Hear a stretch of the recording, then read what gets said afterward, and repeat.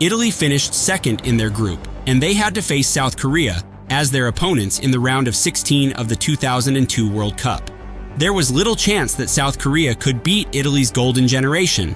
But surprisingly, it happened thanks to a match full of bad decisions made by the referee, Byron Moreno. It took just 3 minutes for the controversy to begin. He awarded South Korea a controversial penalty after Christian Panucci brought down Seo Ki-hyun with minimal contact. Penalty! Penalties given in the opening minutes! Luckily, South Korea failed to capitalize on the opportunity after Buffon denied An Jung-hwan's penalty. Brilliant save! It's a brilliant save by Buffon. Oh, it's a fantastic save because it wasn't the worst penalty that you'll see.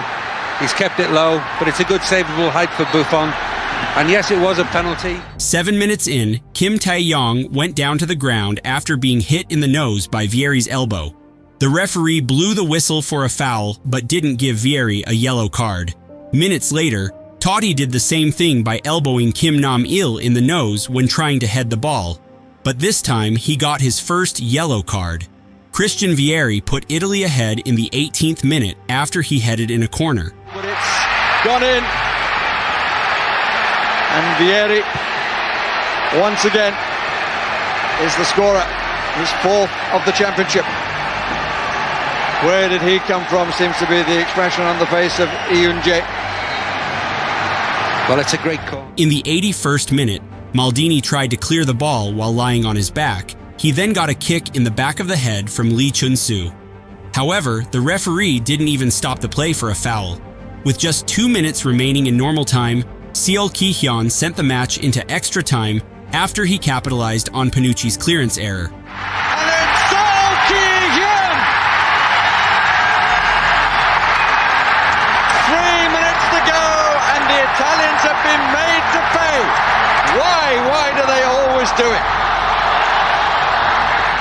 12 minutes into extra time, referee Moreno showed a second yellow card to Totti for an arguable dive in South Korea's penalty box, even though he was standing 37 meters away from play. He's going to book Totti for, in his opinion, acting. It seemed to me to be pretty harsh. And he's already been booked, Totti. So he will go.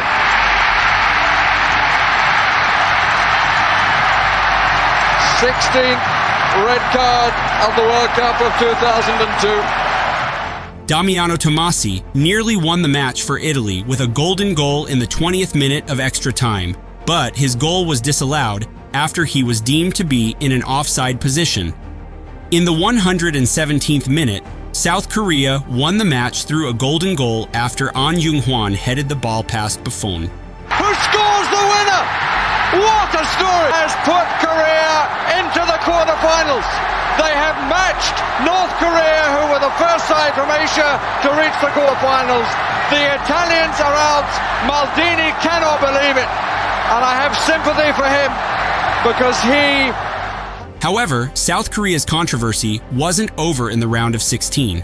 When they faced Spain in the quarterfinals, the first goal to be disallowed came when a free kick floated into the South Korean penalty box after the start of the second half. The ball bounced off Kim Tae-young's shoulder and into his own net. However, Egyptian referee Gamal Ahmed Al-Gandour ruled it out for a shirt pull by Ivan Helguera. Then, just 2 minutes into extra time, another Spanish goal was disallowed.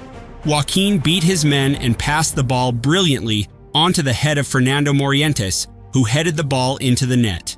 This time, the assistant referee raised his flag indicating the ball was out for a goal kick.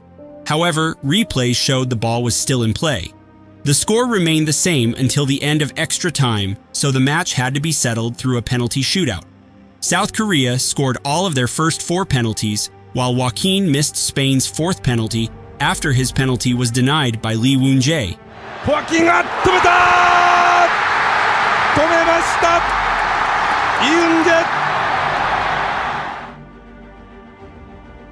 Hong Myung-bo then became South Korea's hero after his penalty sent them through into the World Cup semi-finals.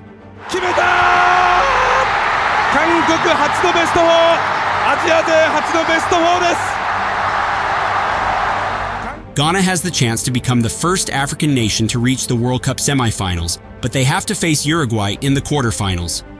Minutes before the break, Ghana opened the scoring after Sully Muntari unleashed a powerful 40-yard strike that caught Muslera by surprise. What did I say? With 15 seconds on the clock in the opening half, Ghana strikes. In the 55th minute, Diego Forlan's thunderous free kick brought Uruguay level against Ghana. Goal, Forlan! Clinically struck. And that's what makes him such a dangerous player. Kingston couldn't get anywhere near it. Kingston actually went the... Ghana's dream of reaching the semi-finals looked increasingly possible after they were awarded a penalty in the final minute of extra time when Suarez blocked Stephen Appiah's shot before putting his arm out to keep out Dominic Adia's goal-bound effort. And the red card is shown. What a finish to the match. The referee didn't hesitate to give Suarez a straight red card. Asamoah Gyan stepped up to take the penalty, but failed to capitalize after his shot hit the crossbar and went out of play. And he hits the bar! Unbelievable! What a miss! After seeing that, Suarez celebrated on the sidelines before entering the tunnel. The referee immediately blew the final whistle, so the match had to be settled through a penalty shootout. Uruguay scored all of their first 3 penalties, while Mensah missed Ghana's 3rd penalty after his penalty was denied by Muslera. Sees the shot saved by Muslera. It is advantage Uruguay. Ghana's hopes were restored after Maximiliano Pereira missed Uruguay's 4th penalty. Who blasts it straight over the top, and the advantage is lost.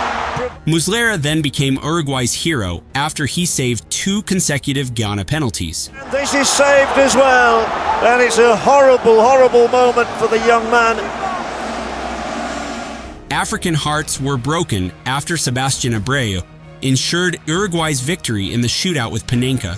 It's the cheekiest chip you've ever seen, and it's good enough to take the South Americans into the semi-finals of the World Cup.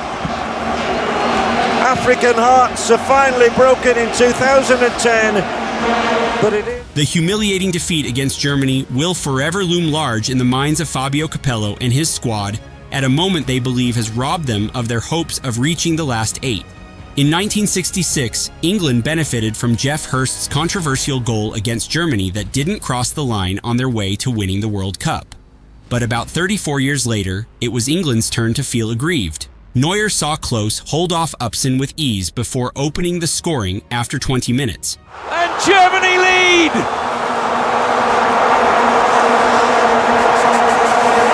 His 12th goal at World Cup finals! In the 32nd minute, Müller played a 1-2 pass with Khedira and Klose before threading a through ball to Podolski, who fired through the legs of David James. 2-0! Magnificent football! Lucas Podolski, the crucial pass from Klose set Müller free. 5 minutes later, Upson gave England a lifeline after heading in Lampard's cross. The header's in! Really well taken by Matthew Upson. Germany have the lead, but pegged back by... A few minutes before the break, Lampard brilliantly spotted Neuer off his line and fired a half volley past him, only to watch his effort bounce off the crossbar. It seemed like the whole world saw his effort had crossed the line, and several England's players raised their hands, half in celebration and half for confirmation.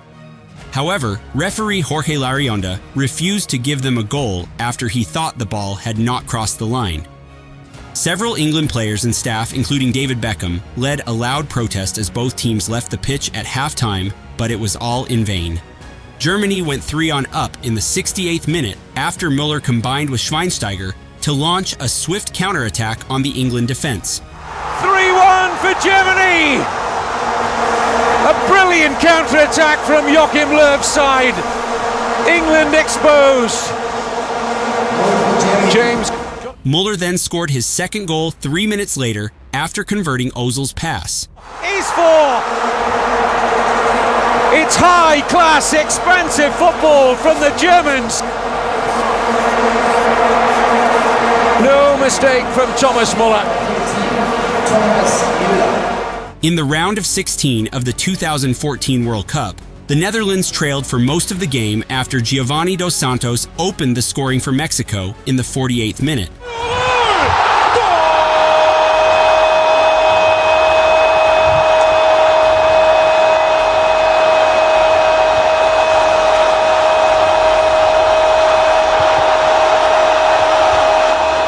And with Mexican shot stopper Guillermo Ochoa making several impressive saves, the Netherlands looked set to be knocked out. However, in the 88th minute, Sneijder scored a late equalizer with a powerful drive that flew into the bottom left corner. Le pegó Sneijder y la termina metiendo. 87 minutos. Gol de Holanda. Esa no la paraba ni Dios. Ni tres alzó a Memé. No lo deseamos. The match was marred by controversy when referee Pedro Proença awarded the Netherlands a late penalty in the 91st minute. Many Mexican fans and players were dissatisfied, as they believed Robben had dived and the penalty shouldn't have been awarded. Huntelaar then converted his spot kick to ensure his team progressed to the quarterfinals. Ochoa contra Huntelaar.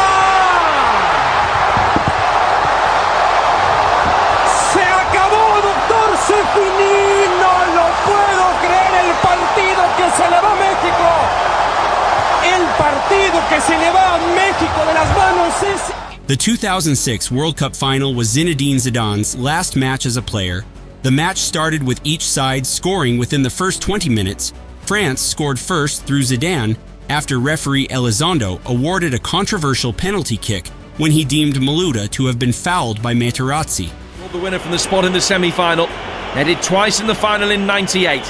Can Zidane hold his nerve again now? Yes, just.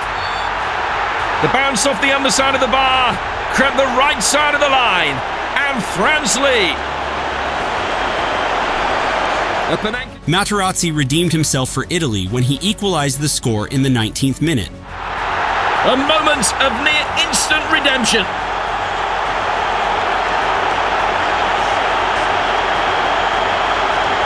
Having conceded the penalty, a stylish atonement bullying Vieira and powering Italy back. The French dominated the Italians despite the scoreline being 1-1, but then Zidane and Materazzi were jogging up the pitch alongside each other. They exchanged words briefly. Materazzi then pulled Zidane's jersey and disrespected his sister.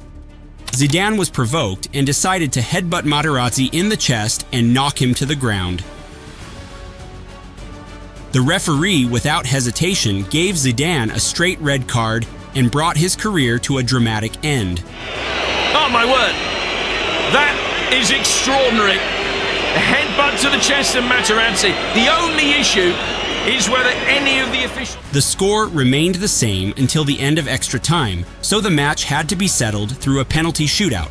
Italy scored all of their first 4 penalties, while Trezeguet missed France's second penalty after his penalty hit the post. It's off the bar and didn't go in. A night of fine margins. The crossbar came to France's rescue from the penalty spot in the very early stages of the... Fabio Grosso then became Italy's hero after his penalty secured their 4th World Cup title. Italy are champions of the world.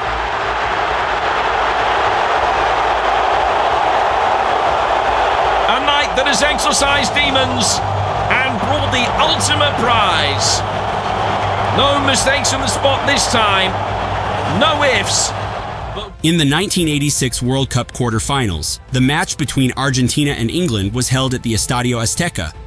The game was held 4 years after the Falklands War between Argentina and the United Kingdom, and was a key part in the already intense Argentina-England football rivalry. It was also a match which included 2 of the most famous goals in football history, both scored by Argentina captain Diego Maradona.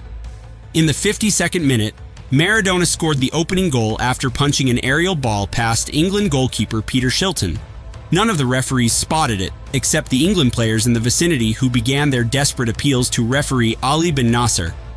The referee said he didn't see a foul and decided to allow the goal.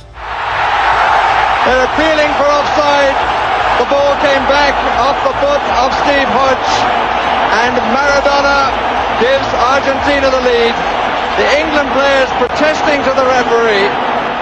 4 minutes later, Maradona dribbled inside his own half and beat 4 England players. Maradona then rounded the goalkeeper before slotting the ball into an empty net. And that is why Maradona is the greatest player in the world. He buried the English defence. He picked up that ball 40 yards out. First he left one man for dead. First he went past Sansom. It's a goal of great quality. In the 81st minute, Gary Lineker gave England a lifeline after heading home John Barnes' cross.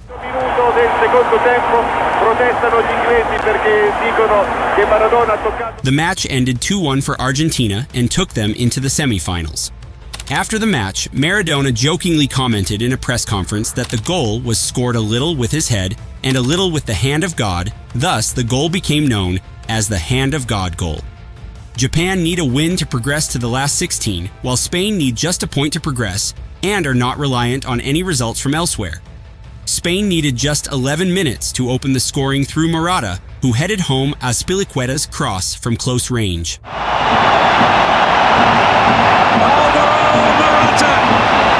gets his third goal at this World Cup, and in the race for the Golden Boot, he is now joint top scorer, and this his first start in Qatar. 3 minutes after the restart, Ritsu Doan equalized with a powerful shot from outside the penalty box after capitalizing on a Balde error. What an impact! Off the substitutes bench for Ritsu Doan! 3 minutes later, Mitoma dramatically kept Doan's low cross in play and found Ao Tanaka, who fired the ball into the net from close range.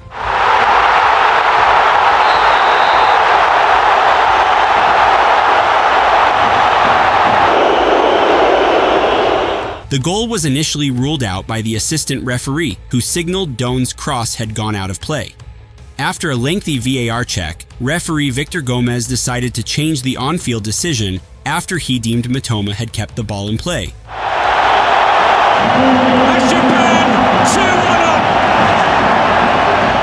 The score remained the same until the final whistle was blown and both teams qualified for the last 16 after Spain beat Germany on goal difference. Brings the match to a conclusion. The land of the rising sun.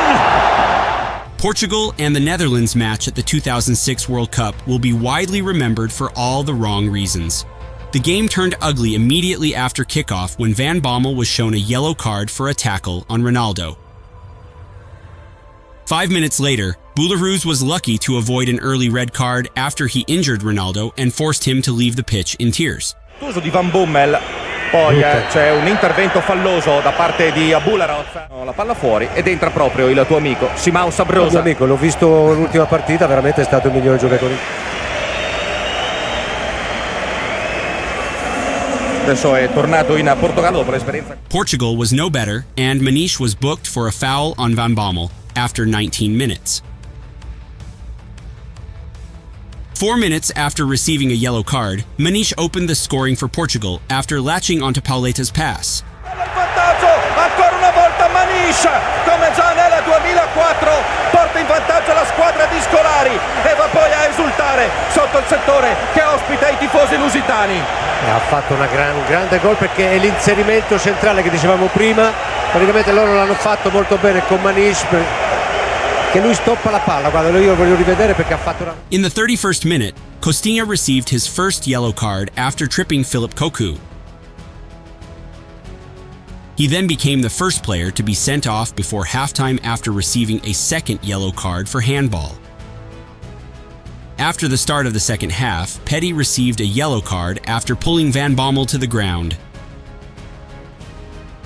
In the 60th minute, Van Bronckhorst and Figo both received yellow cards after Van Bronckhorst tripped Deco to the ground and Figo headbutted Van Bommel. Infatti. Altro scontro tutto all'interno del Barcellona. Giallo per Van Bronckhorst, mentre È rimasto a terra un giocatore olandese. Boularouz was sent off in the 63rd minute after receiving a second yellow card for elbowing Figo in the face and sparking a brawl in the sidelines. Ma per la verità meritava il rosso diretto. Però è venuta fuori la confusione lì perché i giocatori olandesi sono andati a fare praticamente ad alzare Figo da terra, quindi un brutto gesto. Quindi rosso per Boularouz, che per la verità il rosso lo meritava sin dal primo tempo per l'entrataccia su Ronaldo. Qui una gomitata a Figo. 10 minutes later, Deco was booked for a foul on Heitinga and sparked a second scuffle that saw Van der Vaart and Sneijder booked for pushing Petit to the ground. Allora, il problema è che Heitinga non ha restituito il pallone. Deco allora è andato a falciare, poi per proteste, lo segnala la grafica. In the 76th minute, Portuguese goalkeeper Ricardo received a yellow card after being accused of time wasting. Seconds later, Nuno Valente was shown a yellow card after kicking Van Persie from behind. Deco received a second yellow card and was sent off in the 78th minute for delaying the restart of play after a free kick was awarded to the Netherlands. In stoppage time, Van Bronckhorst was sent off for receiving a second yellow card after kicking Thiago's leg from behind. Referee Valentin Ivanov broke a record of 4 red cards and 16 yellow cards, and that's why the match is called the Battle of Nuremberg. Controlla il cronometro e fischia in questo istante. Sarà il Portogallo ad affrontare l'Inghilterra nei quarti di finale di questo mondiale.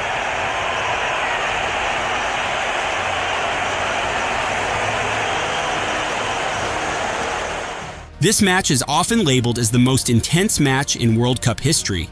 In a pre-match interview, Van Gaal made comments that irritated the Argentina side after he underestimated Messi and was confident of beating Argentina on penalties.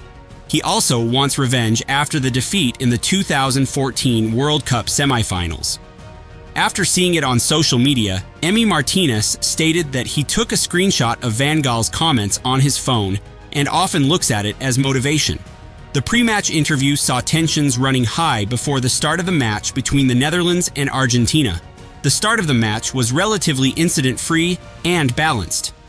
In the 35th minute, Messi burst through the Dutch defense with a precise pass to assist Nahuel Molina to score the first goal of the night. It's a wonderful Argentina goal. Molina pounced. Messi cut them in half. And the rest was simple. Nahuel Molina with the breakthrough. The second half was a dramatic affair, as the game became increasingly tense and the Dutch continued to press for an equalizer. Marcos Acuna was brought down on the edge of the box by Denzel Dumfries around the 70-minute mark. Who challenged? Penalty. Messi converted the penalty past Noppert and doubled Argentina's lead. Reaches out for more history as Argentina reach out for the World Cup semi-finals. Messi then ran towards the Dutch bench and celebrated the goal by cupping his hands to his ears in front of Van Gaal. The gesture is reminiscent of a goal celebration once made by Juan Riquelme, whose relationship with Van Gaal soured when they were both at Barcelona in the early 2000s. Shortly after Messi's celebration, a pitch invader ran onto the pitch in the 75th minute, but was quickly caught by security. 8 minutes later, Weghorst reduced the deficit after beating Emi Martinez with a header from Steven Berghuis's cross. The Dutch have dug back in!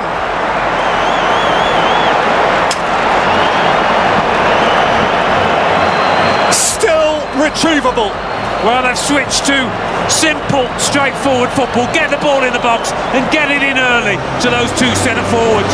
That is not an easy header. With Argentina leading 2-1 in the 88th minute, Leandro Paredes made a harsh tackle on Nathan Ake and was whistled for a foul. The action didn't stop there, as Paredes then blasted the ball in the direction of the Dutch bench. Unsurprisingly, the Netherlands players didn't take kindly to the projectile and immediately rushed out onto the pitch to confront Paredes. A scuffle broke out when Van Dijk came over and pushed Paredes in the chest as the rest of the Dutch tried to confront him. Referee Antonio Mateolajos finally managed to separate the two teams and gave Paredes a yellow card. In the final minute of the match, a free kick was awarded to the Netherlands just outside the penalty box, giving the Netherlands one last chance to equalize. Instead of kicking the ball straight at the Argentine goal, Koopmeiners played a delicate pass to Weghorst, who slipped through the wall and quickly slotted home to equalize and send the match into extra time. Smart! 2-2! Extraordinary! 101 minutes!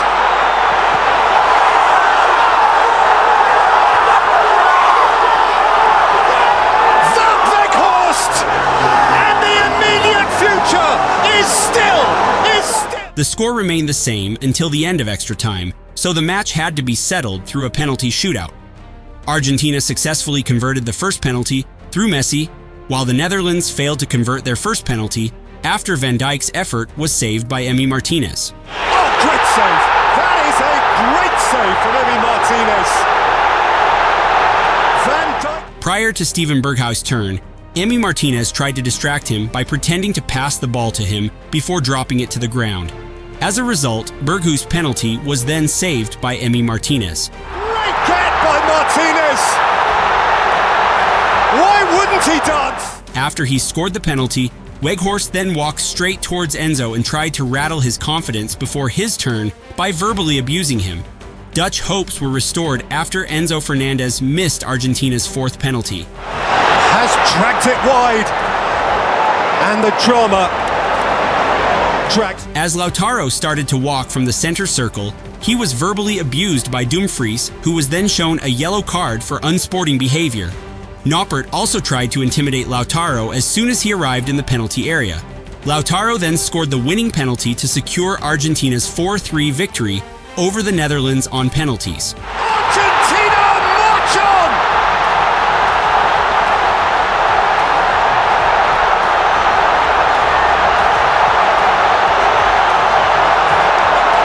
They won it once, and then from the spot, they won it all over again. Argentina players were seen gloating over the Dutch side immediately after Lautaro scored the winning penalty, with Otamendi mimicking Messi's earlier gesture by putting his hands behind his ears as he ran in front of the Netherlands players. Several Dutch players responded to the Argentine celebrations by engaging in another physical altercation, where the referee sent off Dumfries for a second yellow card. Messi exchanged heated words with Van Gaal after the final whistle. As Emi Martinez left the pitch, he shouted obscenities at Van Gaal and the Dutch bench. That wasn't the end of the drama. One incident saw Messi trying to shoo Weghorst away, even though Weghorst reportedly only wanted to shake Messi's hand. Un poco caliente por el final. ¿Qué mira, bobo? ¿Qué mira, bobo? Anda para allá, bobo. Anda para allá. Tranquilo, Leo.